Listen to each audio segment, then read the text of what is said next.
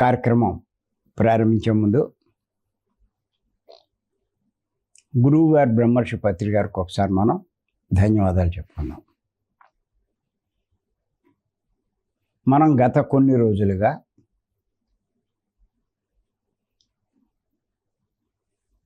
మనమంతా తెలుసుకోవాల్సినటువంటి కొన్ని ముఖ్యమైన విషయాలు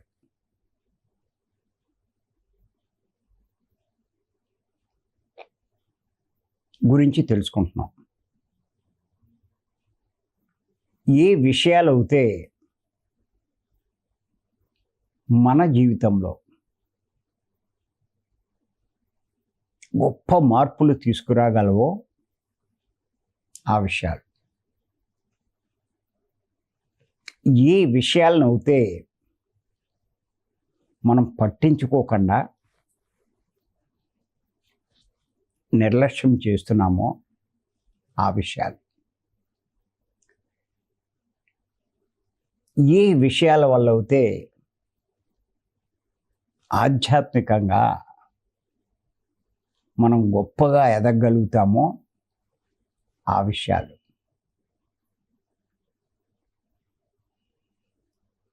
అందుచేత ఈరోజు వాటిల్లో ఇంకొకటి మనం తెలుసుకుందాం.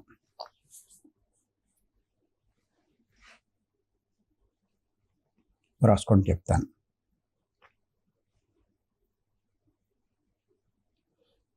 అందరినీ ఇష్టపడేవాడే అందరికీ ఇష్టుడు అవుతాడు.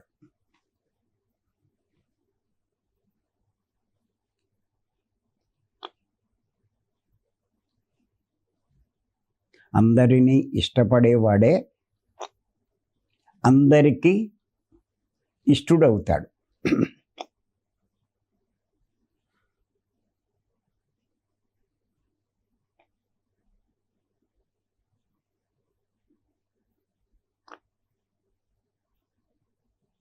ఇది కూడా చాలా ముఖ్యమైన విషయం.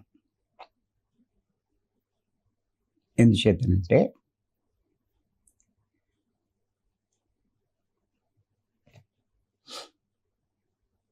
ఎవరి జీవితంలో అయినా సరే అందరూ నన్ను ఇష్టపడాలి అని అనుకుంటూ ఉంటారు. కానీ అందరూ నిన్ను ఇష్టపడాలి అంటే ముందు నువ్వు అందరినీ ఇష్టపడాలి. నువ్వు ఎవరినైతే ఇష్టపడుతూ ఉంటావో వాడు నిన్ను ఇష్టపడతాడు.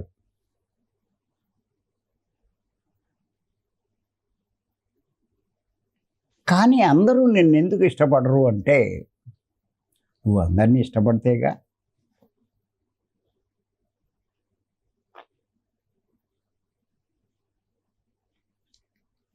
ముందు మీకు ఒక ఎగ్జాంపుల్ చెప్పి తర్వాత కొన్ని విషయాలు చెప్పుకోండి. పత్రి గారిని ఒక మాస్టర్ అడిగాడంట.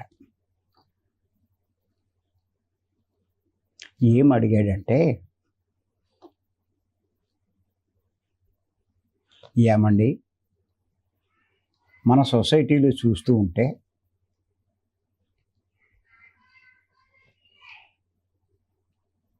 ఒక మాస్టర్ అంటే ఇంకో మాస్టర్ పడదు. ఒకడిని ఒకడు విమర్శించుకుంటాడు. ఒకటి చేసే పని ఇంకొకటి నచ్చదు.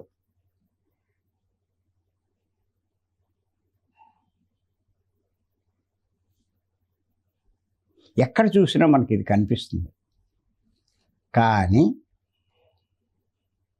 అందరూ మిమ్మల్ని ఇష్టపడుతున్నారు. ఇది నాకు అర్థం కావట్లేదండి అన్నాడు.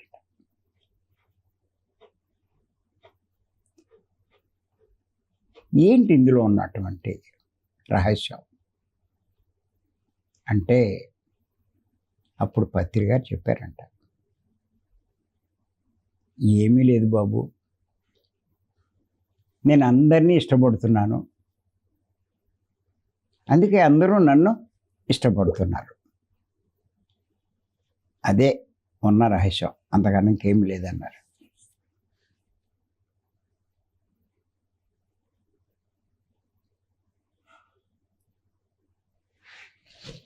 ఆయన అందరినీ ఇష్టపడడం వల్ల అందరూ ఆయన ఇష్టపడుతున్నారు.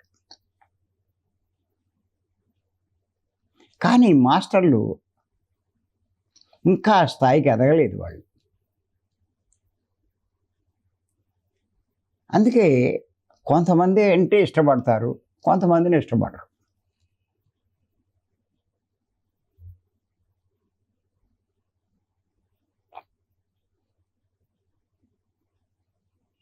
అందుకే వారిని అందరూ ఇష్టపడరు.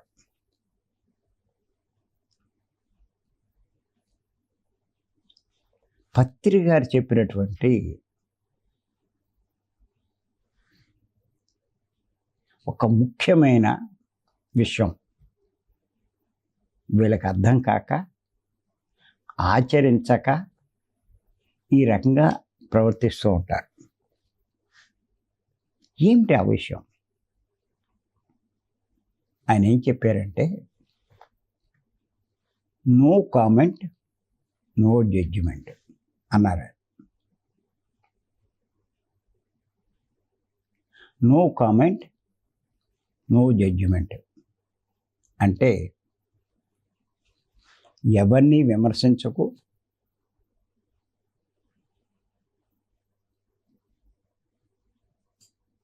ఎవరి గురించి నిర్ణయాలు చేయకు. వాడెక్కువ వీడి తక్కువ ఇలాంటి నిర్ణయాలు నువ్వు చేయకు అని చెప్పారు పత్రి గారు. కానీ ఆచరణలో ఇది చాలా కష్టం అనిపిస్తుంది. ఇంచేతంటే లోకంలో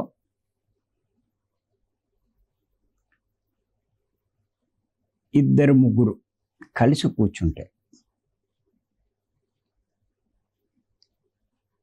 వాళ్ళ టాపిక్ ఎలా ఉంటుందంటే మూడో వాడిని విమర్శించడం మీదే ఉంటుంది. ఏదో రకంగా వాడి లోపాలు, వాళ్ళు ఉన్న చెడ్డో వీటి గురించి మాట్లాడుతూ ఉంటారు.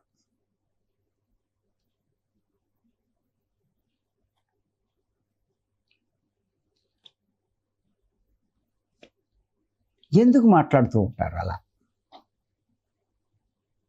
అలా మాట్లాడకుండా ఎందుకు ఉండలేరు? దాని ముఖ్య కారణం ఏంటంటే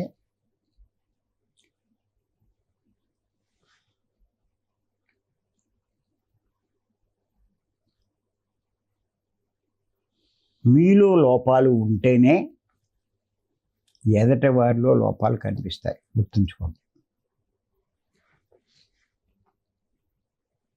మీలో లోపాలు ఉంటేనే ఎదుటి వారిలో లోపాలు కనిపిస్తాయి. దాన్నే విమర్శిస్తూ ఉంటారు మీరు. వాడు అలాంటోడు, ఇలాంటోడు అని చెప్పి.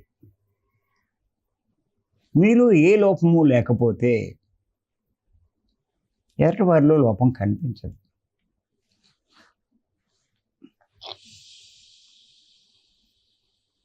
అప్పుడు మీరు ఎలా విమర్శిస్తారు?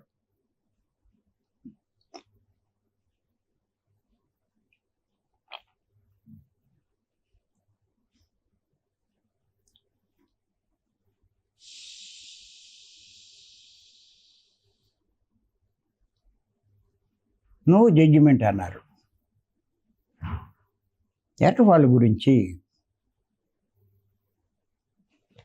నువ్వు నిర్ణయాలు తీసుకోకు.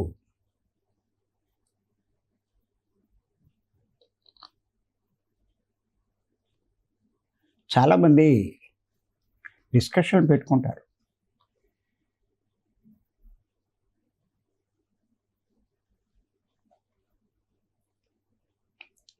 షిరిడి బాబా గొప్పోడా, సత్యసాయిబాబా గొప్పోడా, జీసస్ గొప్పవాడా, మహమ్మద్ గొప్పవాడా?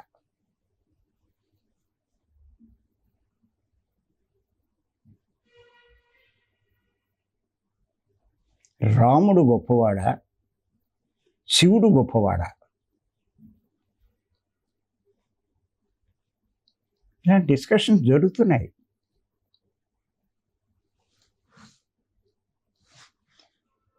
గొప్ప గొప్ప గురువులే వేలు కాదు, లక్షల మంది శిష్యులు ఉన్న గురువులే ఇలాంటి విమర్శలు చేస్తున్నారు.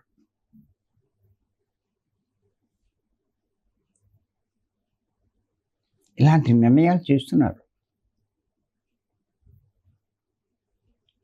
దీనికి ముఖ్య కారణం ఏమిటి అంటే వారిలో ఉన్న అజ్ఞానం.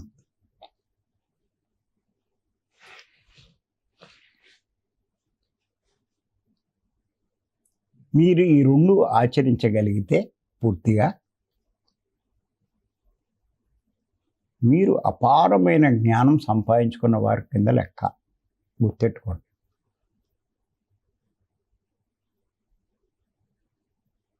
ఈ రెండు మీరు పాటించట్లేదు అంటే మీలో ఇంకా సరైన జ్ఞానం లేదు అని లెక్క.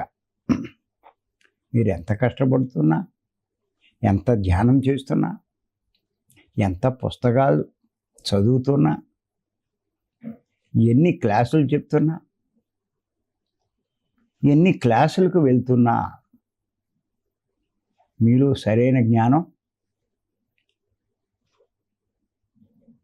ఇంకా లేదనే చెప్పుకోవచ్చు. జ్ఞానం అంటే ఏంటి? జ్ఞానం అంటే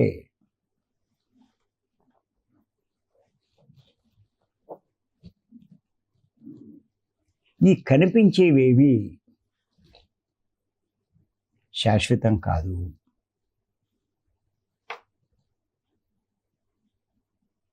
ఈ కనిపించే దేహాలేవి వారు కాదు.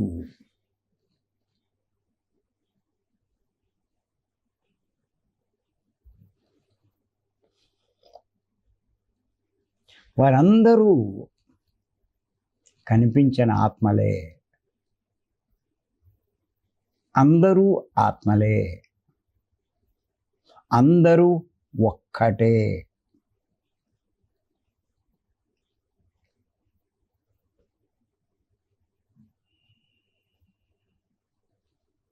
అన్న అవగాహన మీలో పూర్తిగా ఎప్పుడైతే కలుగుతుందో అప్పుడు మీరు జ్ఞానం పొందినట్టు. అంతా ఒకటైనప్పుడు ఎవరిని విమర్శిస్తారు చెప్పండి? మీకు అందులో ఎవరు ఎక్కువ, ఎవరు తక్కువ?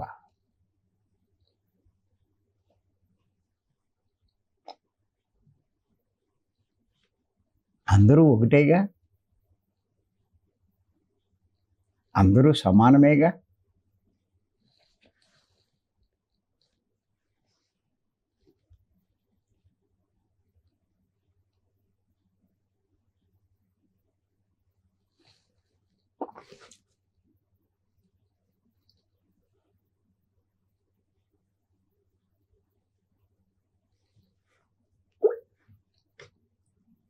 మీరు దేహం చూస్తే వేరువేరుగా అనిపిస్తారు. ఆ దేహం లోపల ఉన్న ఆత్మను చూస్తే అందరూ ఒకటి కిందే మీకు తెలుస్తుంది. మీరు ఇంకా విమర్శిస్తున్నారు అంటే ఇంకా దేహాన్ని చూస్తున్నట్టే లెక్క. దేహాన్ని చూస్తే ఎన్ని తేడాలు. స్త్రీ పురుషులు తేడా ఉంటుంది. ధనవంతుడు ధనం లేనివాడు ఇలాంటి తేడాలు ఉంటాయి.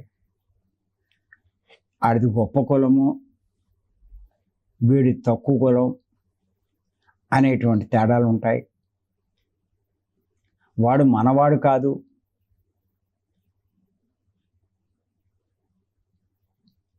అనేటువంటి అభిప్రాయాలు ఉంటాయి.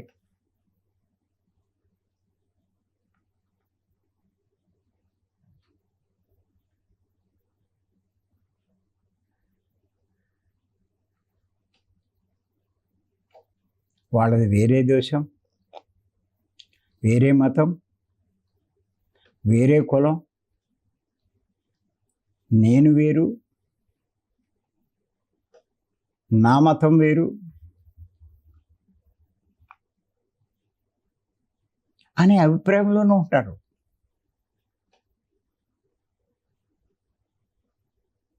ఎందుకుంటారు అంటే ఆ జ్ఞానం ఉంటేగా, ఇంకా జ్ఞానం కలిగితేగా.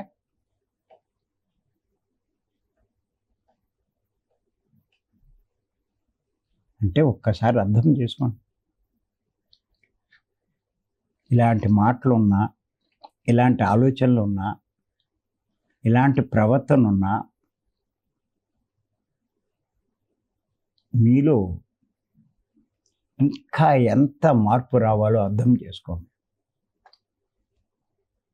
ఎన్ని కబుర్లు చెప్పినా ఈ రకమైన ప్రవర్తన మీలో వచ్చేదాకా మీలో జ్ఞానం పెరిగినట్టు కాదు, మీరు ఎదిగినట్టు కాదు.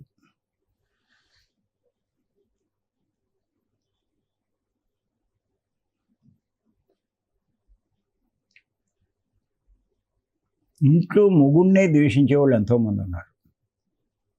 ఇలాంటి మొగుడు దొరికేటట్టు.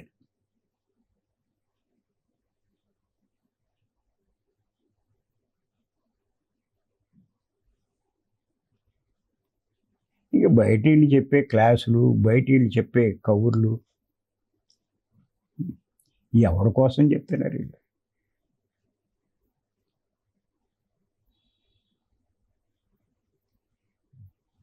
ముందు ఇంట్లో ప్రవర్తన మార్చుకోండి.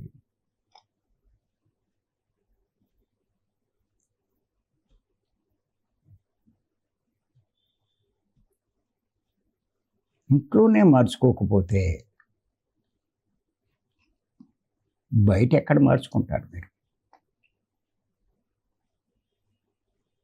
ఇంకా మీ జ్ఞాన పరిధి ప్రాథమికంగానే ఉందని లెక్క, గుర్తెట్టుకోండి.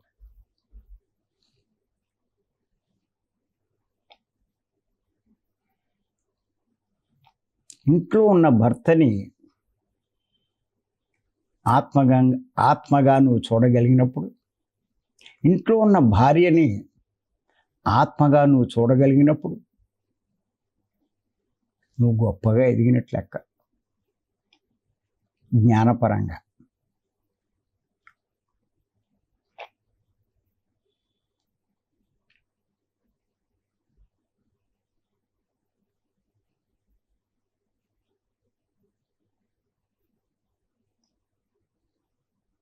అందుకే వశిష్ఠుడు వారు ఏం చెప్పారంటే, మరి అలాగండి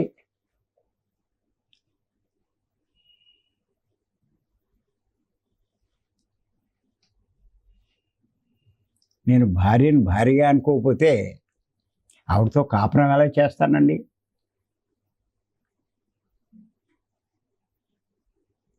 పనివాడిని పనివాడిగా చూడకపోతే ఆడితో పని ఎలా చేయించుకుంటానండి? ఇలాంటి తెలివైన మాటలు మాట్లాడతారు. ఇలాంటి వాళ్ళ కోసమే వశిష్ఠుల వారు ఏం చెప్పారంటే,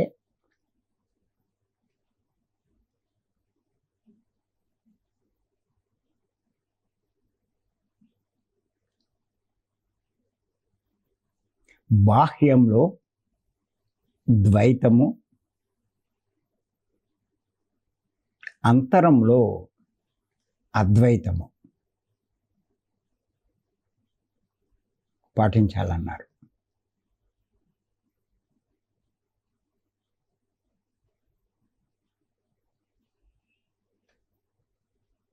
బాహ్యంగా అన్ని విషయాలు భార్యే, కానీ అంతరంలో ఆవిడ ఆత్మే, నేను ఆత్మే అని ఆవిడ్ని ప్రేమించాలి.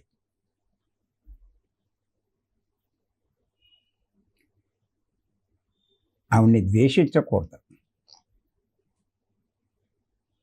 ఆ భర్తని ప్రేమించాలి.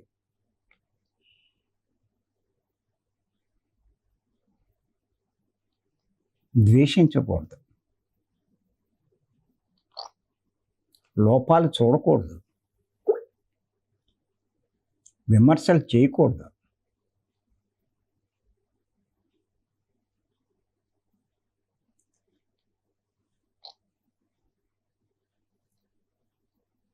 ఇప్పుడు ఇద్దరూ కలిపి ఇందులో ఉంటే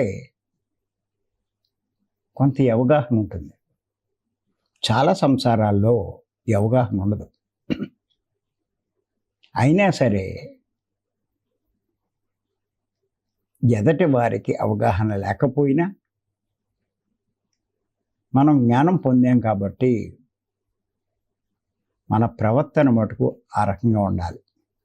అది మీరు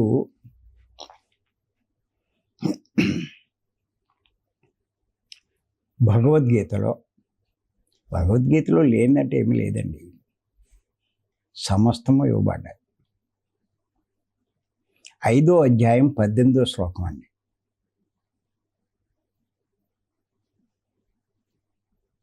ఏంటంటే ఆ శ్లోకం, విద్యా వినయ సంపన్నే బ్రాహ్మణే గవిహస్తిని సునిచైవ స్వపాకేచ పండిత సమదర్శిన. దీని తాత్పర్యం రాసుకోండి. విద్యా వినయము కలిగినటువంటి బ్రాహ్మణుడు గోవు, ఏనుగు, కుక్క మాంసము వండుకొని తినే చండాలుడు, వీరందరి పట్ల సమదృష్టి కలిగిన వాడే పండితుడు. పండితుడు అంటే గుర్తుపెట్టుకోండి, ఎవరిలో అయితే అపారమైన జ్ఞానం ఉంటుందో, జ్ఞానంలో పండిపోతాడో వాణ్ణి పండితుడు అంటారు భగవద్గీతలో.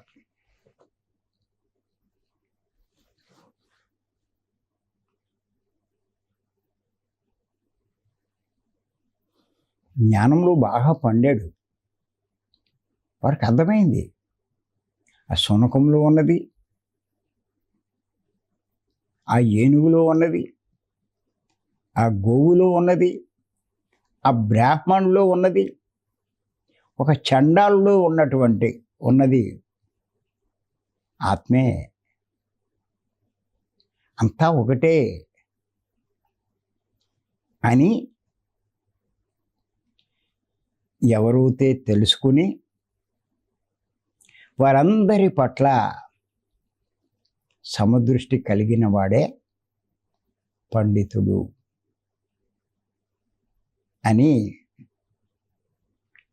గీతలో ఎంత స్పష్టంగా చెప్పబడిందంటే అంత స్పష్టంగా చెప్పబడింది. అంచేత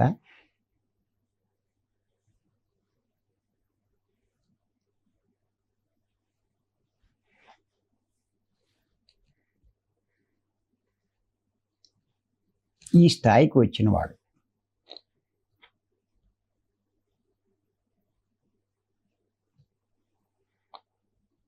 అందరినీ ఇష్టపడగలడు. తెలుసుకున్నాడు అందరూ ఎవరు కాదు, ఏ ఆత్మ అయితే ఈ శరీరంలో ఉందో అదే అందరిలోనూ ఉంది. ఇంకెవరిని ద్వేషిస్తాడు, ఎవరి మీద అసూయపడతాడు, ఎవరిని తక్కువగా చూస్తాడు, ఎవరిని కించపరుస్తాడు?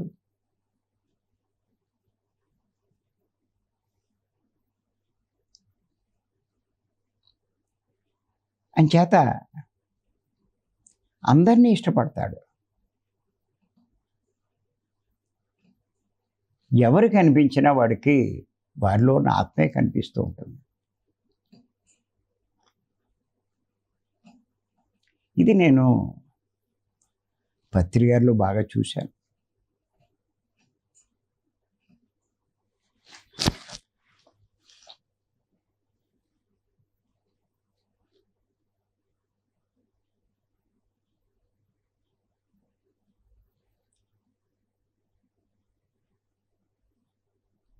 ఇక్కడ మీకు ఒక సందేహం రావచ్చు. ఏమిటంటే ఆ సందేహం, సరే మీరు బాగానే చెప్తున్నారు, పత్రికని విమర్శించని వారు లేరా? టీవీని అయిన వాడు ఎంత దారుణంగా విమర్శించాడు, బుద్ధుణ్ణి విమర్శించని వారు లేరా? ఎంత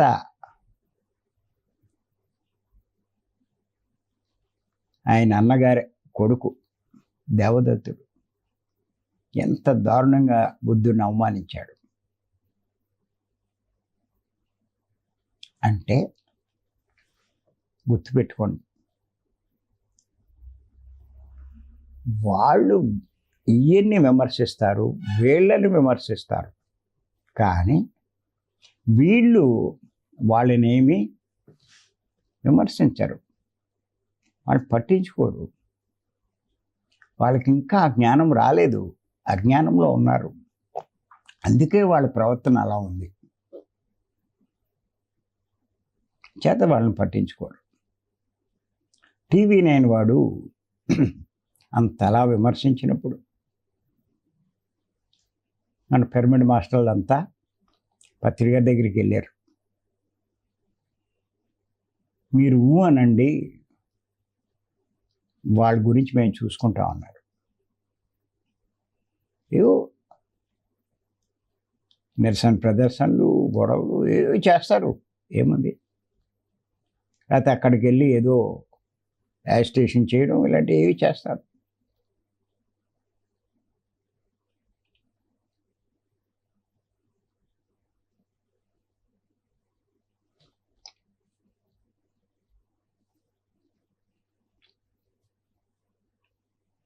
అప్పుడు పత్రికారు అన్నారు,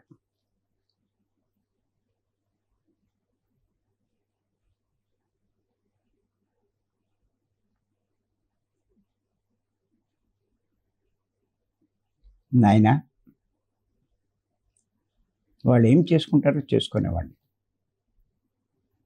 మీరేమీ మాట్లాడద్దు,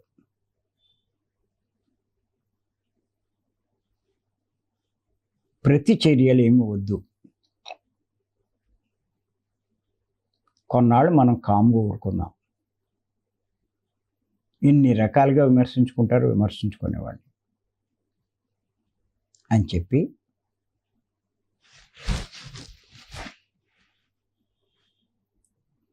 వద్దని చెప్పారు పత్రికారు. ఎందుకు వాడికి తెలీదు, పత్రికారికి తెలుసు, వాడు బయటోడేం కాదు, కానీ అజ్ఞానంతో అలా ప్రవర్తిస్తున్నాడు. అదే కాదు, వాడికి ఇంకా తెలుసు,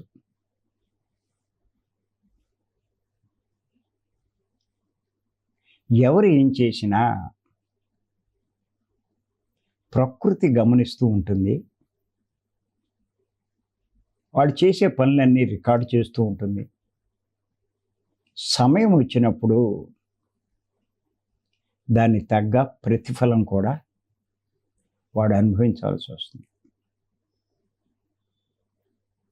వాడు చేసేది విరుద్ధమైన పని అయినప్పుడు ఖచ్చితంగా వాడు అనుభవిస్తాడు. మనం ఎందుకు దాని గురించి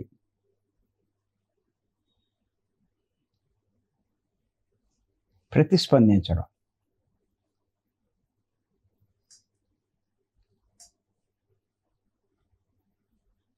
అని చెప్పి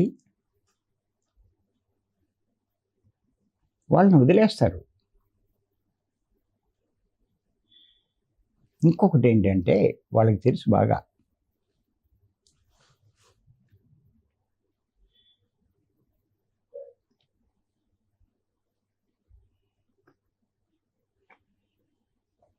ఏం తెలుసు అంటే వాళ్ళకి వాళ్ళేదో అన్నారని వీళ్ళు మరలా ఇంకొకటి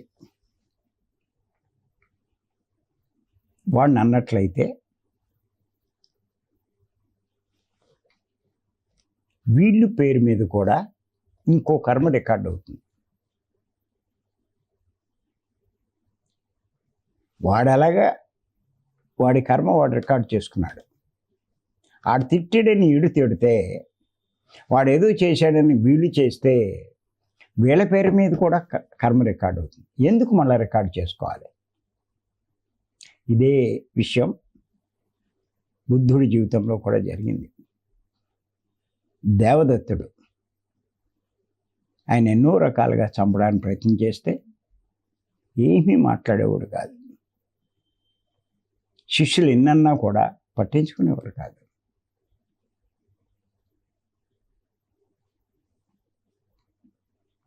ఓసారి ఆడు పిచ్చెక్కిన ఏనుగుని బుద్ధుడు ఉన్న ఆశ్రమంలో వదిలేశాడు.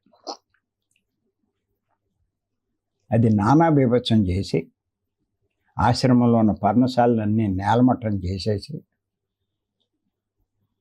అందరినీ బీభత్సంగా పరుగులెత్తించి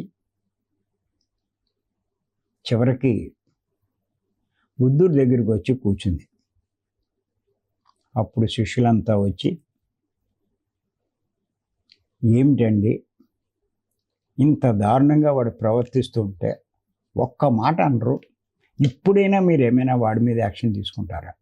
మీరు తలుచుకుంటే వాడు ఎంత అండి, మీరు ఊ అనండి అని చెప్పి అన్నారు. అప్పుడు బుద్ధుడు ఏమన్నాడంటే, నాయనా ఆవేశపడకండి,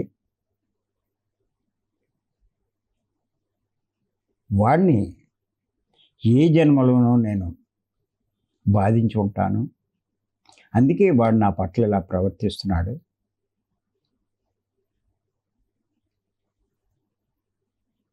ఆడు ప్రవర్తించాడని నేను మళ్ళా ఏదైనా ఒక మాట అన్నా, ఏదైనా ఒక యాక్షన్ తీసుకున్నా మళ్ళా నా పేరు మీద కర్మలు పెంచుకున్న వాడిని అవుతాను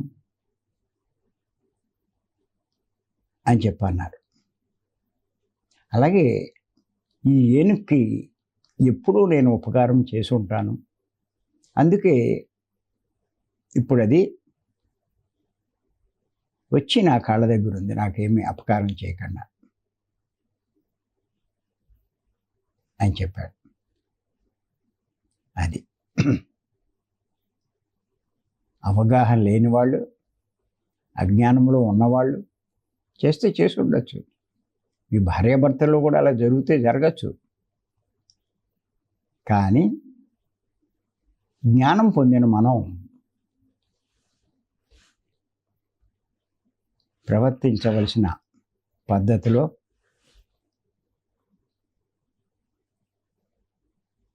చాలా తేడా కనపడాలి. అంచేత గుర్తుపెట్టుకోండి,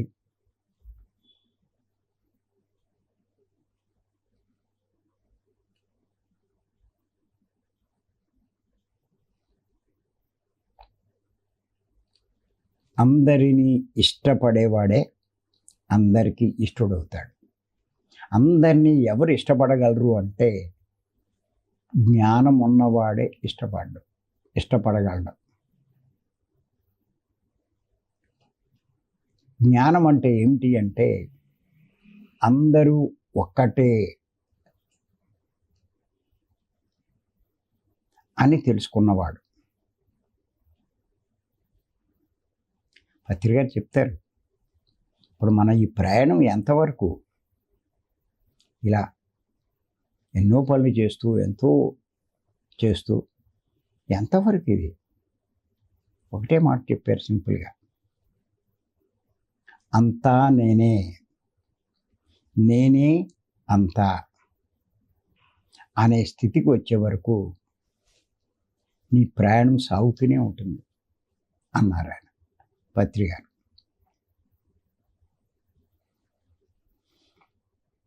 ఎంత అద్భుతమైనటువంటి సందేశం ఈ చిన్న వాక్యంలో ఉందో ఒక్కసారి అర్థం చేసుకోండి.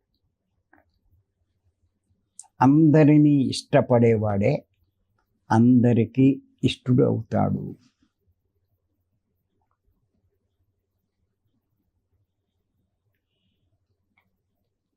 మరి ఈ అవకాశం ఇచ్చిన మీ అందరికీ ధన్యవాదాలు.